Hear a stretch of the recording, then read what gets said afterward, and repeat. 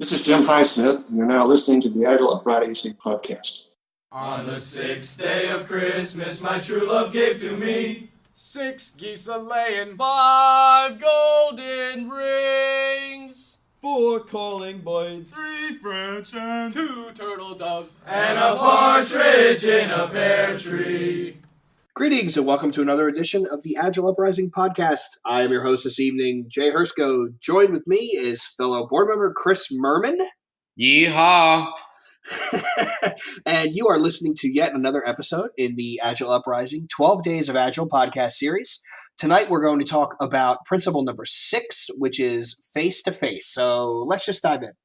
So the verbatim description of this principle is, quote, the most efficient and effective method of conveying information to and within a development team is face-to-face conversation, unquote. So Chris, I think I want to start with unpacking this. Considering the time that the manifesto was written and considering what this says, when you would read it, you'd say face-to-face conversation and automatically you'd think, okay, that means everybody needs to be co-located. And everyone needs to be sitting in the room, and everyone needs to be at least somewhere around each other where they can look and see each other's facial expressions. And at that time, maybe it made sense, but nowadays, I don't think it does. And I'm not so sure it's realistic to have people sitting in the same room all working together, especially with some of the bigger enterprises that I've come across. What do you think? I love that you said that, Jay, because whenever I teach the principles, there's a for those of you coaches out there that haven't tried this, there's the technique that I use when I'm teaching the principles called pocket principles, which is you read through the 12 and you say, man, like that's a lot of words, right? Most effective in a method, effective method of conveying information, right? Like that's a lot. So could you boil it down into 3-ish words, right?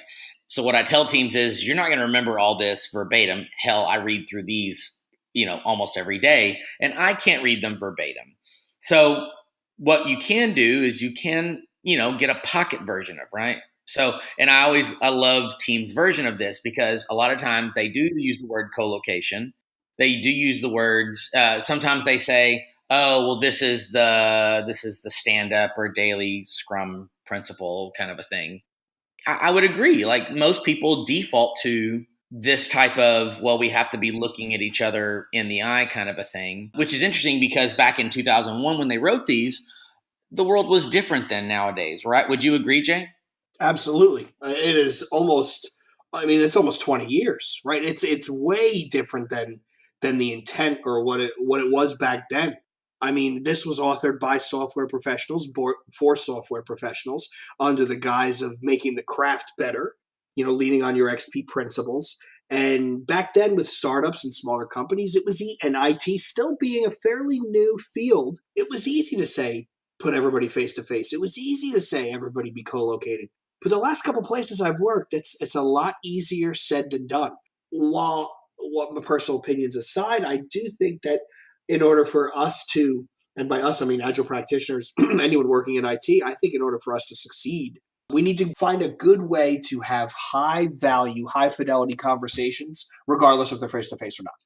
So it's funny you say that because whenever I see this principle, I always think of this idea of what does face-to-face mean? And when I explain it, I use it in the manifesto terms because, over, right? So we say, well, we know that not everybody is face-to-face, right? So what would we, face-to-face, could we all agree is the best? And everybody goes, sure. If we're talking, I had a client once tell me 6 months and 6,000 miles can make anybody an a-hole, right?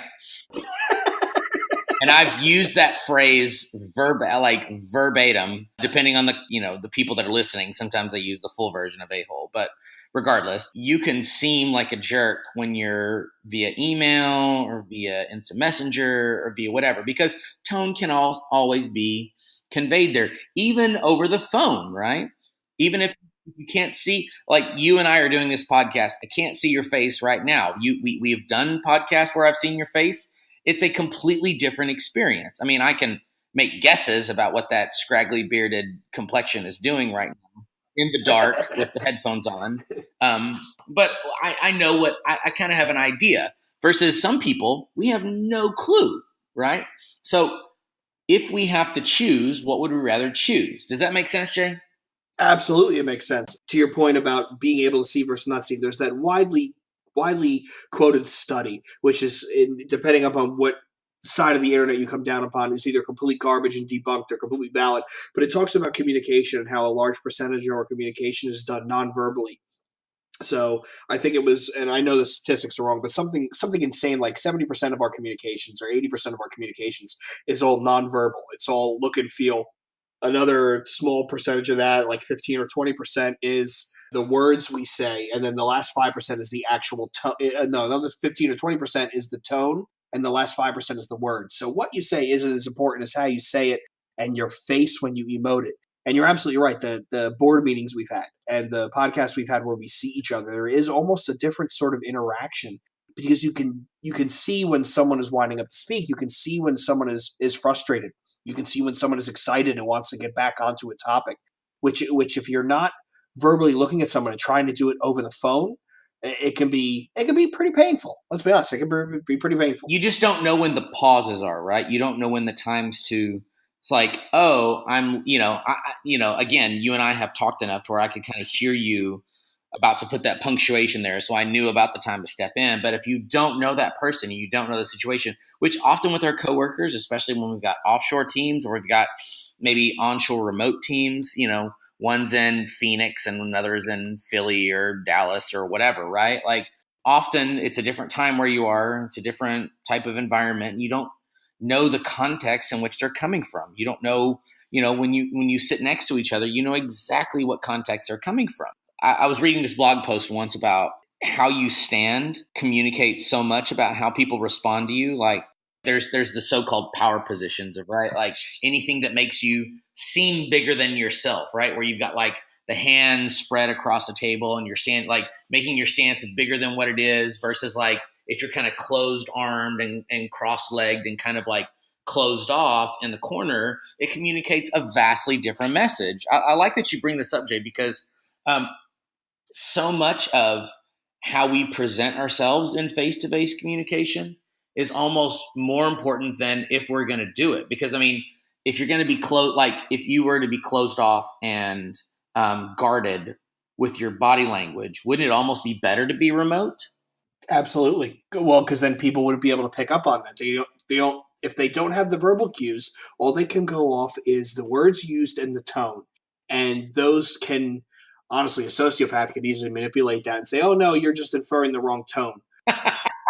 But to your point about power poses, I'll give you a perfect example. Whenever I have someone stop by my cubicle, and where I am currently, we have outrageously large cubicles. You could get $3,000 a month for an apartment this size in New York. Whenever someone stops in my cube to talk to me, I usually spin around, and the first thing I do, truth be told, put my feet up on my desk. I put my feet up on my desk. I clasp my fingers together and put them on the back of my head. So I make myself almost subconsciously more casual because I want to have a more casual type of interaction. And it's been funny. I've actually experimented and tried different poses with different people. And I get the most results when I come off like I'm just, chilling out and we're sitting here rapping as opposed to sitting straight up, like you said, with your arms crossed across your chest.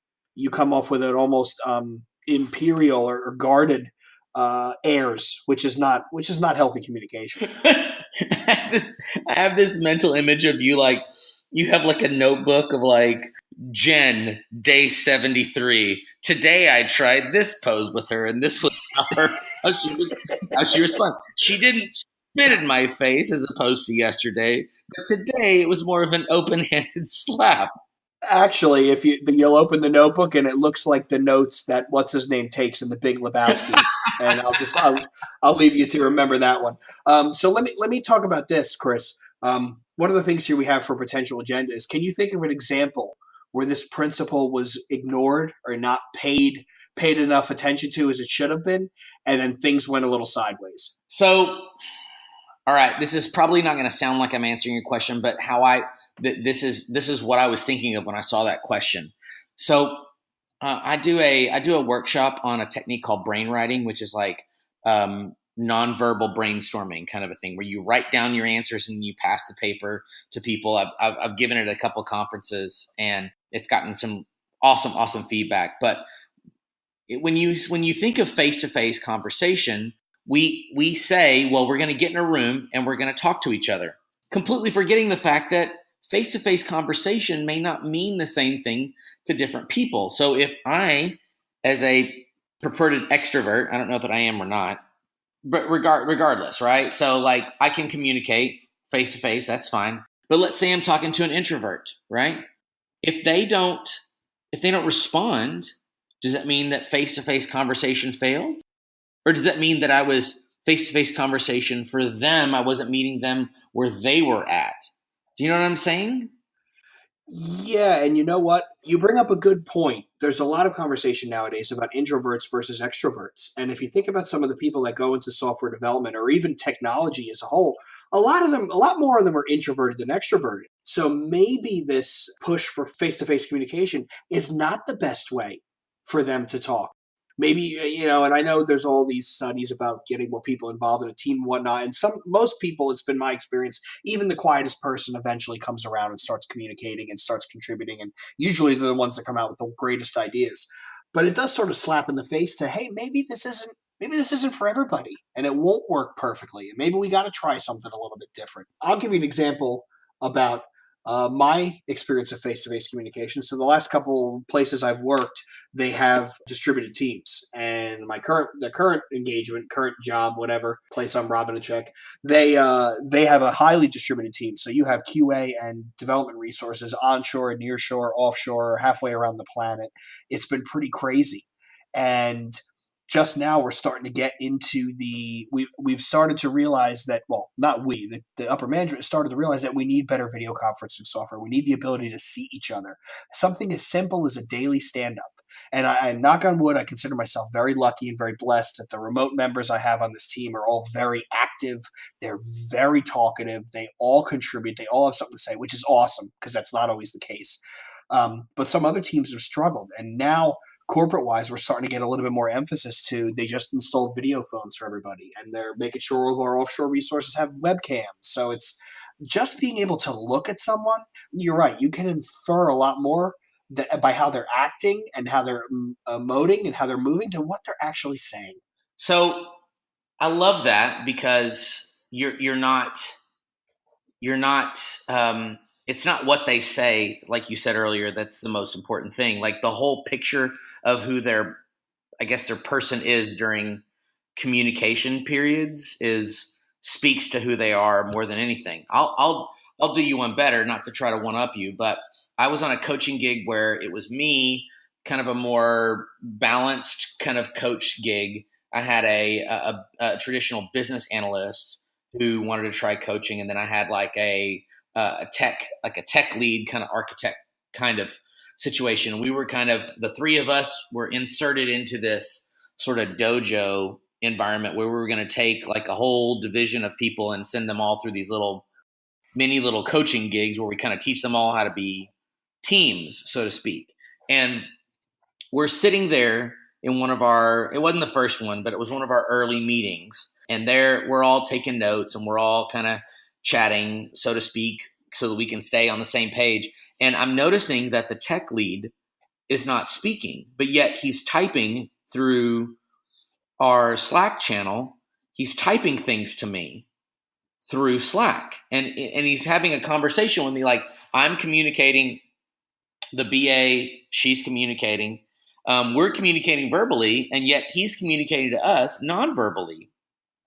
He's adding some amazing stuff. And I was kind of thinking and I kind of messaged back and I was like, why don't you say this out loud? And he messaged back and he's like, I'd rather feed you the information. You say it out loud, kind of a thing. And what ended up is the others seeing me as, wow, Chris has got this technical knowledge. They thought that the tech lead there was kind of a bump on the log. They were like, man, he's not really like contributing a whole lot. And I had to be like, hey, I don't know if y'all know this, but he was feeding me all that while we were chatting. He just wanted me to be the mouthpiece for this thing. And he was feeding me all that. And after that, they were like, oh, cool, we get it. But because he wasn't verbalizing his ideas, it didn't seem like it seemed like he wasn't contributing. You know what I'm saying? Right. I could see real quickly how that would I have had a coworker, an architect in a previous job, who did the same thing. We'd be in the middle of a conference call, and something would come up, and my IM would start lighting up like a Christmas tree. And it's him bringing up really good points, and then I sort of had to repeat them. Although I wasn't given the cachet, well, Jay, you really know what you're talking about. I didn't get that, Murman, so you're lucky there. But it also sort of stunted my conversations in the sense that I couldn't even be in the moment, be present in my own meeting, because I'm trying to conduct this collaboration session, but I also have this other communication channel ringing in my ear, and it's all good stuff. And I was having, it's that's a lot of packet switching there to try and juggle all that, and it got real confusing really quickly. And I actually said to the guy, "Hey, look, Mr. Such and Such, Mrs. Such and Such, you have really good ideas and really good observations. Please, I need you to be vocal because I can't be your mouthpiece, be my mouthpiece, and help make this a conductive session." And slowly but surely, this person started to contribute more, and it actually worked out awesome. Yeah, I'm looking at agilemanifesto.org right now, and as you were saying that, I wanted to kind of as we were reading through the verbiage of the principles, and the picture that's in the background of the page is the original signatories kind of standing around that board, and they're talking about it, right? Well, if you look at that, well, they're all talking face to face. So again, this was 2001, and the best way to do that was to stand around a chalkboard. I'm guessing it was a chalkboard. Were there whiteboards back then? I don't remember. There might be. Who knows? There was still VHS, so chalkboard being there is probably realistic. They manually wrote on a Betamax, and they came over like when you flip a book where the pictures move. But to them back then, we have to talk face to face. I would say this is one of the few principles where you could say, based upon the technology then, it probably makes sense. But today, would they say, all the 17 signatories live across the world. They probably don't get together that much, but if they did, would they get together in person at a conference, or would they get together via Skype or GoToMeeting? Right. And nowadays it's Skype, GoToMeeting, Link. And I will say this. I do think some of the one team that I had that was really high performing, they were all co-located, and they all sat at the same in the same area at quote unquote agile tables, right? And it was wild to see the communication streams develop amongst themselves and how they put stuff together and how they just worked with one another. They were the first high performing team I've worked with. So that being said, I do think there is a benefit to having everybody face to face. However, I have seen my current role. I have a team that's geographically dispersed. My QA lead is 3 time zones away. I have a vendor who's on the other side of the country. I have offshore testing resources, offshore development resources, onshore on-site development resources, and tech leads. And we actually get a lot of work done. And it's the constant quality communication. It's not relying, I had a manager say to me once, I think it was a manager or somebody say to me, why write when you can call? Why call when you can stop by? And ever since I've had that said to me, I try and pick up the phone more and just call people. I am a big believer in management by walking around. I think you can make a lot of progress, not only in your personal career, but in your endeavors, in your organization. If you just walk around and talk to people, grab a cup of coffee, walk around, stop in a cube, get to know somebody. I'm not saying spend 20 hours of your 40-hour work week socializing, but there is serious benefit to getting to talk to people and treat them. I hate to say this, I'm gonna hearken. It's Troy. They're not resources. A lamp is a resource. They're not head count. They're heartbeats. And when you treat people like that, and maybe that's what maybe that's what the manifestos were trying to get to at the bottom of this, was treat people like they're important and like they matter and communicate with them fully, and you'll get better results. I like the stories you told of like, this was a high performing team, this wasn't, and these were some characteristics of it. I feel like that's the beauty of us being human, is that we're all different. And you take 7 individuals and you swap 2 out and you bring two new in, and the dynamic has completely changed just upon those 2 new souls that are in the room, kind of a thing. I had a team that was co-located, and we would we had a board that was right behind where I was on the whiteboard. And it was a company that like every wall was a whiteboard wall, which was very awesome. And I took advantage of. And we had, so the Kanban board was right behind me. And we would do stand up and we would talk. We would speak, we'd walk the wall or whatever. And then as soon as everybody would be done, they'd go get their coffee. They'd come sit down and then all put their headphones on. And then the rest of the day, they'd communicate via Slack or Hip Chat or whatever, right? Whatever the IM choice of preference is. So I feel like today, if we were to say the most effective, efficient and effective method of conveying information to and within a development team is, whatever, maybe a preference to face-to-face, but like, even if we do talk to face-to-face, like, is that the most effective? And I feel like that should be up to us. I feel like we should say, hey, once a day, we're going to talk face-to-face, but the rest of the day, whatever's the most efficient, right? Right. And if you look at all the principles as a whole, this one dovetails nicely into number 4, which is all about daily business collaboration, right? Right. You doesn't need to be face-to-face if you're having quality communication. And by quality, I mean everybody is listening, everybody is paying attention, and they're all contributing and getting something out of it. There's a learning that comes with walking away from there. I've worked with people who take the best meeting notes you have ever seen in your life. I mean, their notepad, their OneNote is amazing. It's almost a verbatim transcription. They should have been court stenographers. Great. But I will say the other side of that is if you're so busy writing down what's being said, you're not taking time to, and I keep going back to that Lisa Adkins book about coaching agile teams, you're not taking time to go back to being in the moment and paying attention to what exactly is being said and trying to contribute and bring birth this idea or this thought you're thinking. Instead, you're too busy writing down everything that's said. So there's, I don't know, maybe you get one or two people on a team who are really good stenographers and then get the rest all contributing. Studies have shown that people that type notes actually remember less than if they write them by hand, kind of a thing, because they're forced to remember the most important stuff. So maybe if we were to, I'm not saying that we have to amend principles as a part of this series, but like if we are saying, if this doesn't make the most sense, I would say the most, conveying information to and within a development team is quality conversation with a preference towards face-to-face, right? Right. You don't have to do it face-to-face for it to be quality. Find what quality is for you and then go do it. Perfect. That's the best way to say it. Find the quality medium that works for you and your team and make it happen.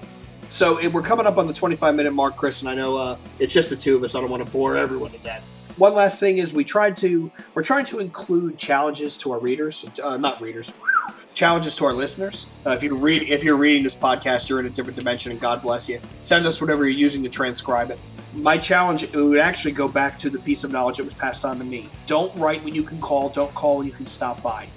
Print that out, put it on your desk, and when you can, try to call one more or two more people a day to all of our listeners, and try to stop by to at least one more person a day that you can. And you'll be surprised at the amount of forward progress you get just by meeting up with people and breaking bread and sharing stories. Exactly. And our last question to us is, if this principle needed to be reworded in the spirit of the Christmas Carol, so on the 6th day of Christmas, my mentor gave to me, how would you retitle this step? I think we hit on the button earlier when I said quality conversation with a preference towards face-to-face. Find what quality connections are with your team and then encourage them, make them flourish. However they happen. We're all different people. So embrace the differences and let's make our conversation more quality. So you're saying it would be on the 6th day of Christmas, my mentor gave to me communications of high quality? High quality with a preference towards face-to-face. Oh, that doesn't rhyme, Murman. You're killing me. You know what? I've had too much wine to give a shit, so. Well, all right, well, let's take this one home. Chris, you have anything you got to plug? Any conference appearances or anything? I just got accepted to Scrum Gathering Canada, where our buddy Ryan Lockard is going to be speaking. So I'm super pumped about that. So come drink with us for a good time. Awesome. I unfortunately have nothing to plug because I don't get accepted anywhere because I think I terrify people. But you can find me on the Coalition. You're welcome to my house any day. Yeah, right. Scare everybody. This is Uncle Jay. He's real loud and annoying. But you can find me on the Coalition. You can find me on Twitter at Backdoor Agile. I'm friends with Murman, so you can find me there. And once again, we hope everybody's enjoying the series. And please leave us some feedback in the comments and the show notes. And thank you very much, everyone. And until next time.